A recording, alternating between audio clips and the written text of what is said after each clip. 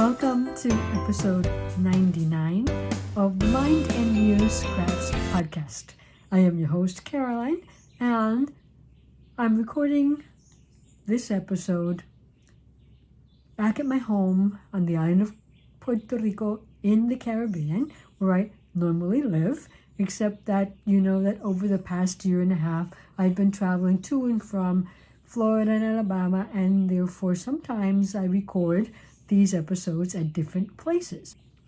Normally, this is a podcast about the crafty side of my life, which mostly includes crochet, but every once in a while, a knit or a felted project will appear. So I'm open to many crafts, but when I'm on the spot and I need to pick something, I'll normally grab for my crochet, and that's just being honest, because of the fact that I practice it so much.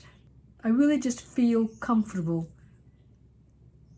when I need something that I don't want to think about too much, or I don't want to have to concentrate on too much. But today I'm back. I've been back for a couple of weeks. As a matter of fact, I was back for my husband's birthday, as I said, but then I returned once again to Florida to celebrate Mother's Day with Elizabeth and my son and my grandson, and of course my daughter-in-law. And so it has been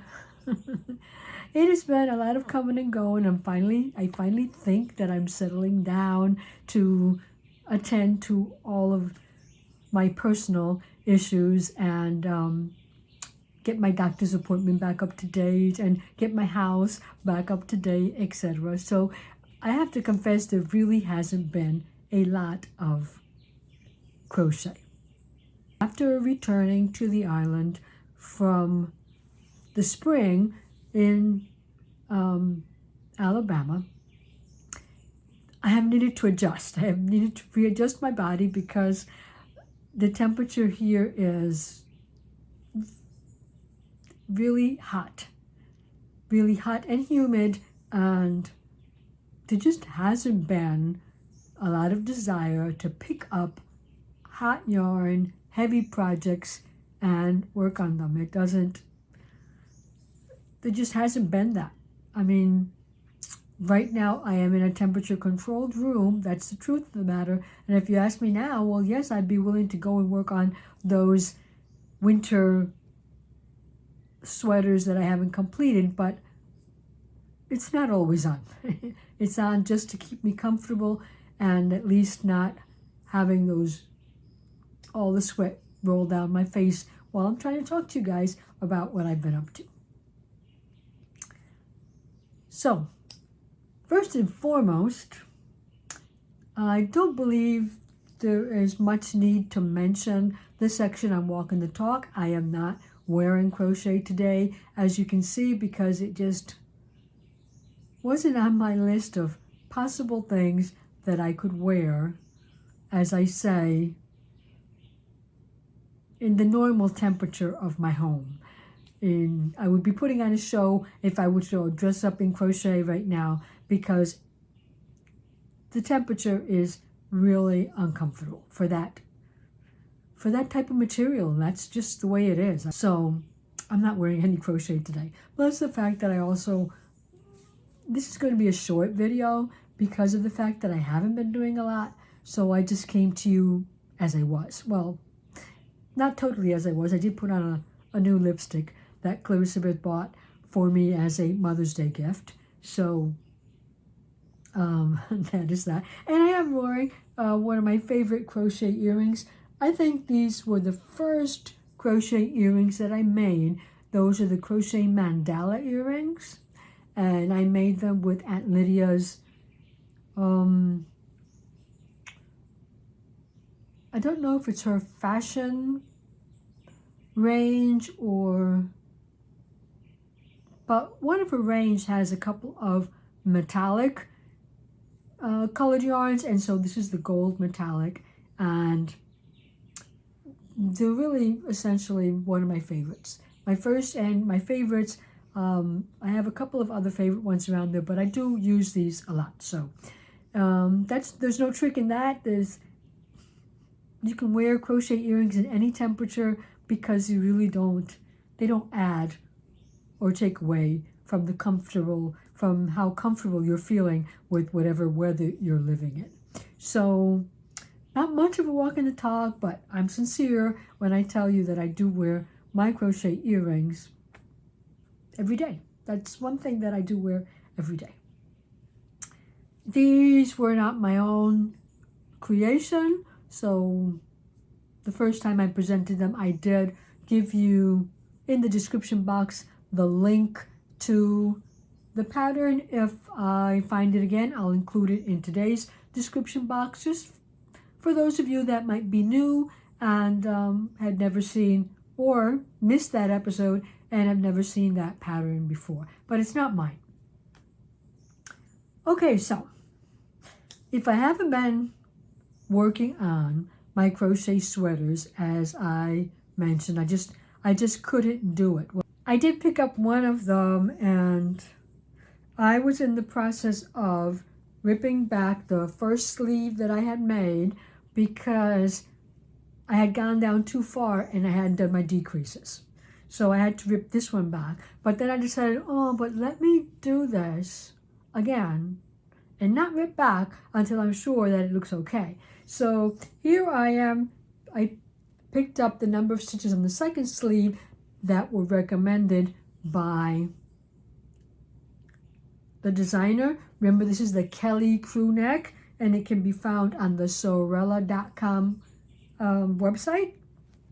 She didn't design it, but she sells it. And so I did pick up the number of stitches recommended for the medium size. And then I did the number of rows required before you start the decreases. So I'm at the point where I can start decreasing, and so I'm hoping to pick this up again this week and hopefully get those sleeves done. So hopefully now I can have the concentration and the willpower necessary to complete at least this one. I don't know if I can do it with the knitted one, but I'll try and get this one complete. Okay, so remember that the only project that I took with me when I went to Alabama last March was the Freeform Crochet Project, that I had completed one, but I had bought enough yarn to make a second one, and so I was working on a bag. And that was it. So I was hoping to return and just work on these crochet sweaters that I haven't completed, but I got sidetracked with Mother's Day, and being that I was going to visit my son and his wife for Mother's Day, I wanted to take a gift to my daughter-in-law. And while I was there, she had mentioned, or she had shown me on several occasions, her Instagram feed and how Instagram was presenting to her a designer who made many bralettes, those, cropped summer tops, and she seemed to like them. So actually, I think while I was in Alabama, before I returned, I decided I was going to make her a crop top with the yarn that I had purchased while I was in Alabama. Oh, it's all the way up there. So I decided to use this yarn Inspiration Blossom Cake. If you were watching my Easter episode, then you will remember the mix-up between the ripple cake and this one, the mistake that I made making my crochet dress with the ripple cake, thinking that it was the blossom cake. I do not regret it. I think it turned out well, but this was the yarn that I thought I was using, and I wasn't. So I purchased some of this because they had a 30% off sale for Easter, and I sent it here. And so while I was still in Alabama, I started working on a bralette for my daughter in this colorway. Number one, because it's the Caribbean Sea is the name of the colorway. My daughter-in-law is also from Puerto Rico originally, and she lives in a town, let's see, I'm on the west, and she lives in a town more to the south, but very close to the ocean and beaches also. And she comes from a family that do a lot of fishing. So they are dedicated fishermen, and she just loves the sea and the beach and fish and all that thing. So I decided that was a good colorway for her. It also goes to say that the turquoise was her favorite color, so I think that would have made it, I thought at that time that it was going to be also special because of the color that I was choosing. And so I chose the Lilac top. That is the front. Let me see if there's a photo of the back, because I like the back very much. So you can see that the back is one of those razor backs, which I thought was very nice. And I thought it would be quick, and I really just liked the overall design. I like the details on the strap and underarm. I like the details here in the middle. I like the details at the bottom. I like the back. I really liked everything about it, and I thought that it would be easy, quick enough that I could do it in a couple of days. So I started with this yarn, however, but this was not the recommended yarn, obviously, for this project. And this is a worsted weight. It's a blown yarn. We've talked about that before, but it is a size 4, and the recommended hook size is a 5 millimeter, 61% cotton, 39% acrylic. So not the yarn recommended in the pattern. The yarn recommended in the pattern, let's see. It says 450 or 500 yards. Let's put it that way. 450 meters or 500 yards of a cotton or cotton blend yarn. The yarn that she used was a light DK, was a light yarn, DK or light worsted, so it was number 3 weight. Okay, but mostly the blends were comparative to this one. That wasn't a problem. She uses a 4.5 millimeter hook and a 3.5 millimeter hook for different parts. But I didn't want to use a 4.5 because I was afraid that my gauge would be too big, since this is number 4 worsted weight, the yarn that I was going to use. So I used a 4 millimeter hook, and I did a gauge swatch, and I got stitch gauge, but I didn't get row gauge. And when you don't get the row height for this particular type of crop top that is sort of like a brassiere, it's going to affect you, because the part that actually goes over the bosom, that the actual bra part of it, has to be a certain length so that your bosom doesn't fall below it. So yeah, that might have affected a bit. And while I was in Florida taking my daughter-in-law her gift, I recorded, because it was the last time that I was going to actually have that garment in my hands, I recorded down there a introduction to the garment, the changes that I made, etc. So I am going to change over to Caroline of the past and allow you to enjoy the Florida sunshine with me as I describe my Layla top and how it turned out.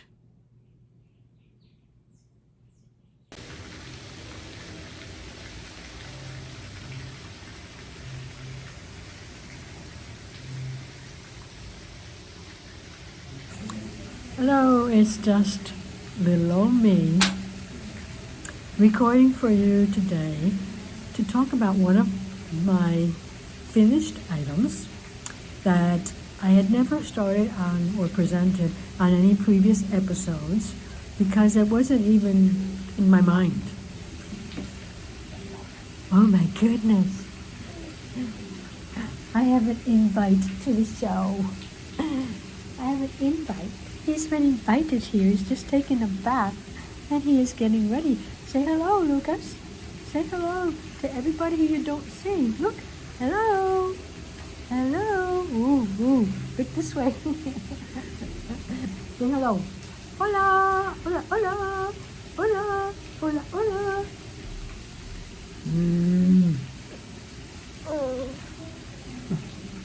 Take my invite. He doesn't want to talk today.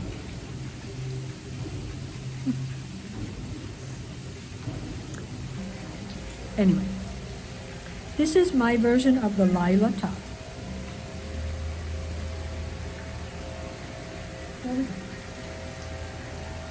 And you'll notice, if you've been here for a while, you'll notice the yarn, and you'll recognize the yarn.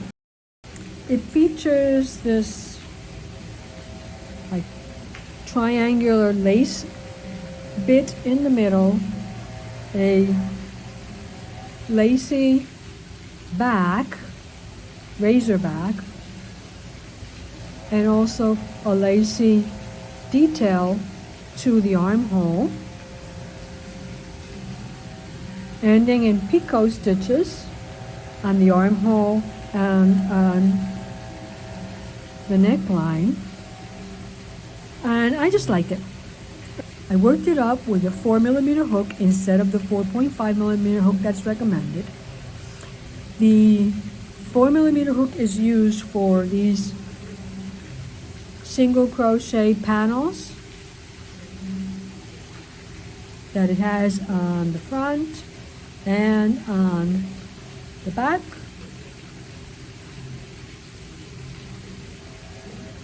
And sort of like this, the front part here also, this middle section here. And so that was done with the 4. Then the smaller hook, she suggests 3.5. I used a 3.25 for the lace sections. And then I still went down to a 3mm hook to complete the picot edging. I was noticing that it was getting a little bit bulky, like bulging out, standing out under the arm, and so I figured maybe if I go down a small hook size, I can still not pull it in that much, but get it to look fit. And I left all of the ends without weaving in, at the important parts, so that in case it didn't fit, I could rip it back and still save the yarn or fix it if possible. I brought with me elastic that I could put in this area here because I thought I could weave in a thin elastic to the edging under the arm if it was still like standing out too much. But my body and her body are totally different. I was trying it on and it was looking terrible on me, totally out of proportion, but I thought it won't look the same on her because she's a lot shorter than I am, so she's got a shorter torso and she's got a broader back than I have, so I don't know what it was, but the top looks perfect on her. Perfect, perfect, perfect. I couldn't have desired a better fit. So she was really happy with it, really happy with the colors, really happy with the fit, and I was happy with it because although it took me about 3 days of work, maybe 4. I started it like on a Tuesday, and by Saturday, I traveled down here Saturday evening, so by Friday evening, it was already complete up to where, without weaving in the edges or anything like that, because I wanted to see if it fit ultimately. But then it was complete. So what I mean to say is that it's quick to work up, and it took me more time because I actually did have to rip it back. After I was following the pattern with a small, and so after I made the back, I realized that it was going to be too wide. Definitely too wide for her, so I ripped back and I redid that part. And it has worked out very nice, and she's very happy with it, and I'm very happy with her. You come to say goodbye, Loki?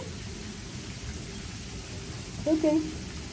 Come say goodbye to all the people that have prayed for you to get better. There you go. Why are you all wet? Say hello, Looky, look. Looky. Say hello. He's not a kind of sit and talk kind of guy. He likes to be on the run. Where do you want to go? Where do you want to go?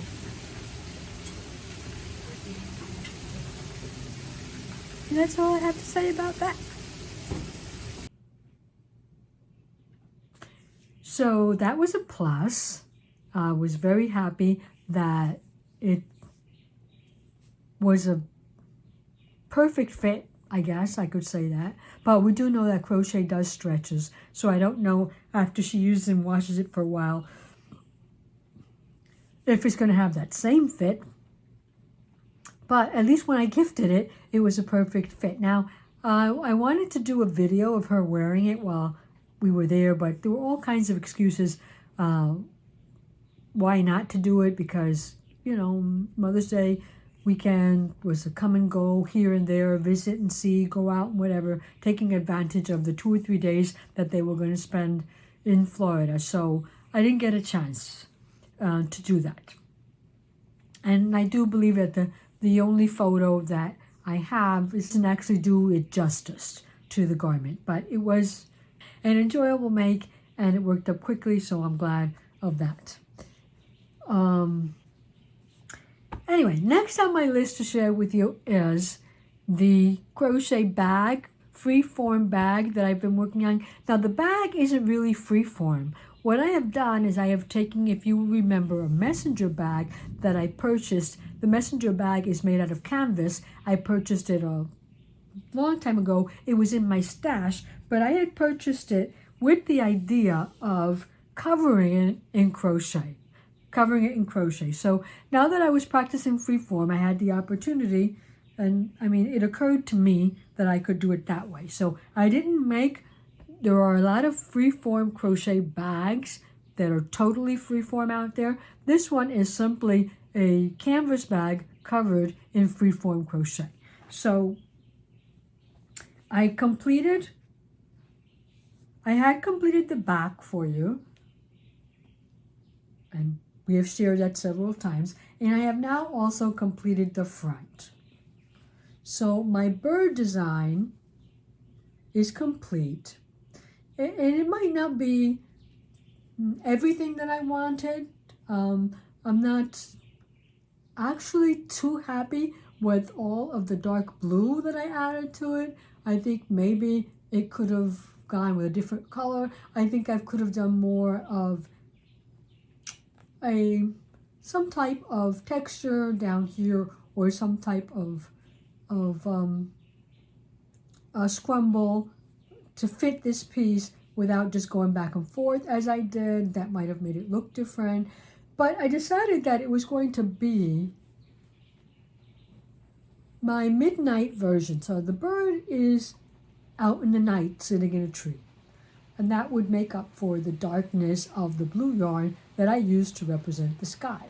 Now I did try to put a little bit of texture here to represent that the sky at night is not all one color, and I probably could add stars to all that blue part.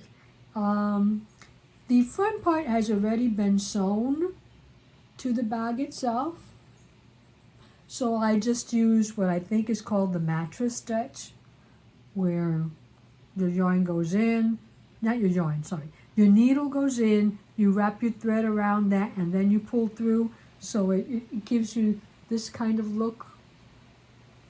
And so this flap is double canvas, so I had a seam there to work into, which was really nice.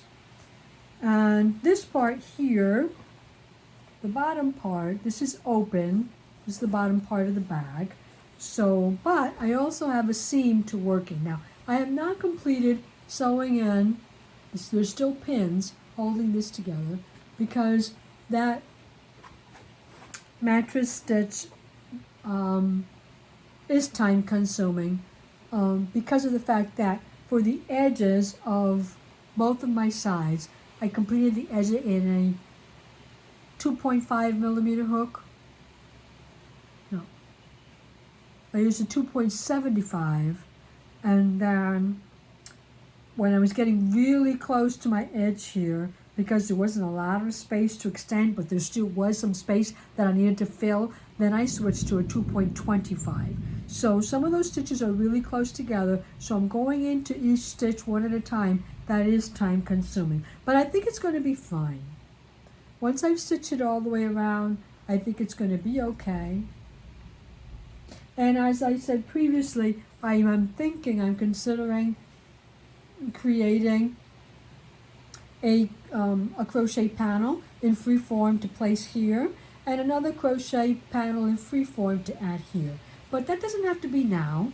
That can be done later on, although I am the type of person that if I don't finish something immediately, or at least continuously, it'll probably be left and undone. But for the time being, I am simply going to finish sewing the back part, which I probably should have sewn together, attached it to the back a while ago, but I'm glad that I didn't, because what I did was I sewed my two panels together. I stitched them together here so that it would be continuously covering the bag, and I think that was a good decision. I guess you can hear in the background that we are going to get rain and thunder. Oh my God, okay, so luckily my husband was home and he heard the rain before I did, and he picked up the clothes for me. So, false alarm. So as I was saying, it was a good thing that I joined my panels together and just made like one complete panel.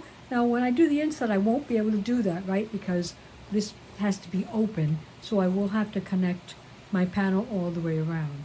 And I am thinking of continuing. Most of this bag I worked on either when I was in Florida waiting for my trip to New Hampshire, or when I was in Florida waiting for my trip to Alabama, or when I was in Alabama. So I'm going to dedicate this make to my experiences in Alabama. So I'm going to keep going. Here's one of the birds, and I think that I could have probably the ducks that I saw a lot, or the geese that I saw a lot, or some type of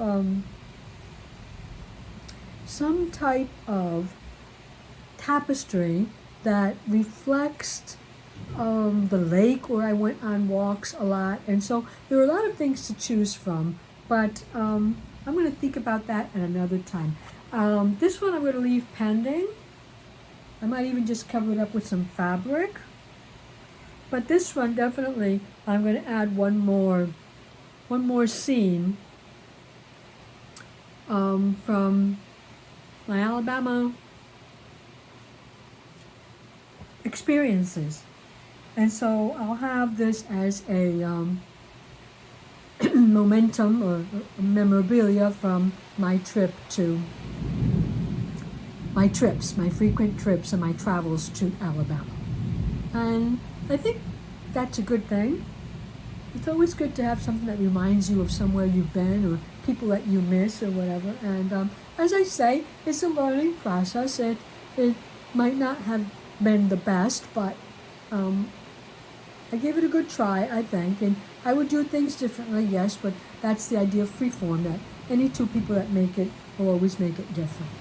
So you'll notice the combination here of Tunisian crochet on the wing and Tunisian crochet on the tail.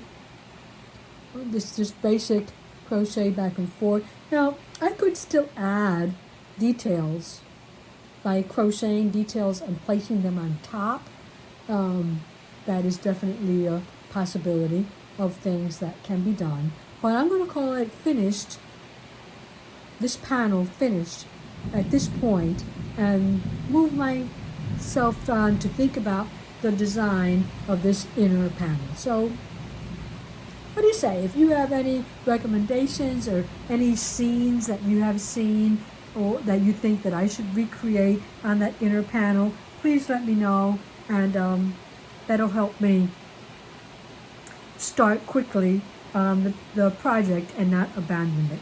I don't think I'll abandon it now because I'm pretty sure that it'll work as a bag, you know, and so yeah, it's I might still steam. I did steam this part of it, the bird and the tree, but then I added the bottom part and the blue around it, and I didn't steam it. I didn't steam it because it was going to be stretched out by when I attached it to the bag, but maybe I should have. Maybe it needed to be steamed before I actually placed it there. We can see it's not totally flat. There is some space there. Mostly also an alternative would have been to have thrown some fabric glue underneath and then placed it on top and then have done the stitching afterwards, so it would have been flatter. But it's okay. Yeah. Live and learn, and I'm fine with that. So that's what I've been working on mostly since I got back, because it's easy to pick that up. It's easy to crochet that because it's cotton yarn, so that is a plus, definitely a plus. But I still have tons. I have 2 bags here, this size, of Aunt Lydia's cotton in different colors and different gauges of yarn. So I need to use that. So Freeform is going to be here for a while. Another project that I might pick up is, well, here, now I've got second thoughts. That's what I wanted to tell you. You'll remember that a while back, I shared with you this yarn set, which is Knit Picks yarn and some wool yarn, for which I had put apart, I had separated it because I wanted to make a cardigan called the Hydrangea cardigan, and that is also a pattern from Sorella also. And let's see, here's a picture of it. I don't know if it's the best picture. Okay, but here it is. Now, that photo taught me something, that I had a different idea about this cardigan, about the length of it. I thought it was going to be longer. But length isn't exactly an issue, because you can always make something longer. And I do like the sleeves in that photo. But there's another photo